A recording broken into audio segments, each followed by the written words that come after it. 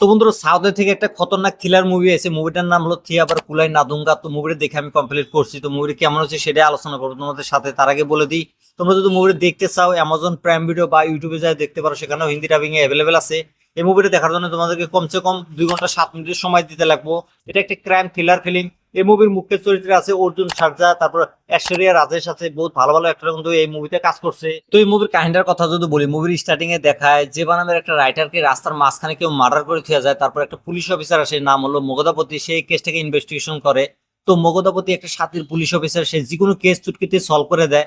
তারপর এই কেসটার ইনভেস্টিগেশন চালু করে দেয়। তারপর সে ধীরে ধীরে জানতে পারে যে এটা একটা মাস্টার মাইন্ড ছিল, কারণ একটা না দুটা না ধীরে ধীরে 4টা মার্ডার হয়। সেই মার্ডারগুলো কে করতেছে, কেন করতেছে, কিসের জন্য করতেছে, আমাদের এই পুলিশ অফিসারটা সে ক্রিমিনালটাকে ধরতে পারবো না পারবো, সে যদি দেখতে চাও জানতে চাও, তাহলে তোমাদেরকে এই মুভিটা ইউটিউবে যাই দেখতে লাগবো। তো এই মুভিটা আমার কাছে কেমন লাগছে যদি বলি, এই মুভিটা কিন্তু আমার কাছে ঠিকঠাক ভালোই লাগছে, খারাপ বলাই যাবে না। কারণ মুভির কাহিনীটা যেভাবে আমাদের কাছে প্রেজেন্ট করছে না ভাই, মানতে লাগো ভাই, অসাধারণ হয়েছে ভাই।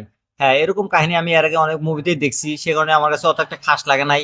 তোমরা যদি থ্রিলার মুভি দেখা পছন্দ করো, তাহলে তোমাদের জন্য এই মুভিটা খুবই ভালো হবো। আর যারা যারা পুরো অডিয়েন্স আছে তাদের জন্য এই মুভিটা হয়তো ভালো নাও হতে পারে। প্রথম হাফের কথা যদি বলি, মুভিটার প্রথম হাফেতে বহুত কিছু দেখানো হয়েছে। প্রথম হাফটা খুবই ভালো হয়েছে, যেমন একটা পুলিশ অফিসারকে দেখানো হয়েছে, তার একটা ফ্যামিলি আছে, বাইফ না একটা বেটি আছে, তার বেটিকে সময় দিতে পারে না। একটা মার্ডার হয়েছে, সেই মার্ডারের পিছনে সে দৌড়ায় দিন রাত 24 ঘন্টা। তো এরকম ভাবেই দেখানো হয়েছে। মুভির ফার্স্ট হাফটার ভিতরে যেভাবে থ্রিলার আর সাসপেন্স গুলা দেখানো হয়েছিল, কিন্তু সেকেন্ড হাফে যায় মজাটা নষ্ট হয়ে যায়। কারণ সেকেন্ড হাফে ফার্স্টেই রিভিল করে দেওয়া হয় ভিলেনটা কি।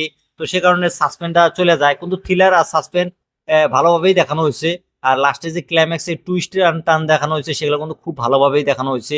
তারপর অর্জুন সাজার কথা যদি বলি, অর্জুন সাজা এই মুভিতে একটা পুলিশ অফিসারের ভূমিকাতে দেখা যাচ্ছে, সেই মার্ডার কেসটা খুব ভালোভাবে ইনভেস্টিগেশন করে, তার অ্যাক্টিং টপ ক্লাস ছিল ভাই। তারপর ঐশ্বরিয়া রাজেশের কথা যদি বলি, ঐশ্বরিয়া রাজেশ এই মুভিতে একটা মীরার ভূমিকাতে দেখা গেছে, সে অসাধারণ অ্যাক্টিং করে দেখাচ্ছে মুভির ভিতরে।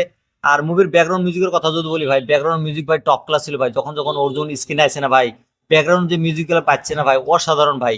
সিনেমাটোগ্রাফি খুবই ভালো, ডাইরেকশন খুবই ভালো। মুভির হিন্দি ডাবিং খুব ভালো হয়েছে। মুভিতে থ্রিলার আর সাসপেন্স খুব ভালোভাবে দেখানো হয়েছে। অ্যাকশন সিনের কথা যদি বলি, লাস্টের ক্লাইম্যাক্সে অ্যাকশন সিনটা খুব ভালোভাবে দেখানো হয়েছে। মীরা এই মুভিতে অ্যাকশন সিন গুলো যে করছে না ভাই, অসাধারণ ভাই। আর অ্যাকশন সিন গুলো বেশি গাঁদাখড়ি দেখানোর চেষ্টা করছে। তো তোমরা যদি মুভিটা ফ্যামিলির সাথে দেখতে চাও দেখতে পারো, কোনো প্রবলেম নাই। তোমরা যদি এই মুভিটা দেখছো তাহলে আমাকে কমেন্ট করে জানিয়ে দাও মুভিটা তোমাদের কাছে কেমন লাগছে, আর আমার রিভিউটা তোমাদের কাছে কেমন লাগছে সেটা তোমরা কমেন্ট করে জানিয়ে দিও। আর এরকম রিভিউ দেখার জন্য আমার এই চ্যানেলটা সাবস্ক্রাইব করে দিও।